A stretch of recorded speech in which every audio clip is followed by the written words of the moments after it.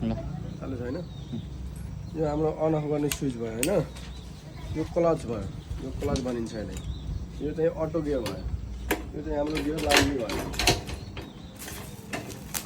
यो चाहिँ हाम्रो ह्यान्डल भयो ह्यान्डल हैन यो चाहिँ ट्याङ्की भयो पेट्रोल राख्ने ट्याङ्की भयो यसलाई एयर फिल्टर भनिन्छ यसलाई साइलेन्सर भयो यो हाम्रो डल्लो इन्जिन भयो यति भाग गियर बक्स भयो यसलाई हिन्च भनिन्छ यसलाई एयर फाली भनिन्छ यो हाम्रो टायर भयो यो वायरहरू भयो यो एस्लेटर वायर भयो रेस लिने यो एस्लेटर भयो अनि तपाईँको यो क्लच ब्याक गियर भयो यो क्लच तार दुईटा यति हो यहाँबाट एउटा रिक्वेल भयो रिक्वेल स्टार्ट गर्ने हाम्रो तान्ने ढुँडी रिक्वेल भयो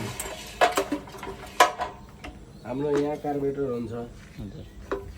यहाँ चाहिँ प्लग हो फेरि यो हाम्रो प्लग भयो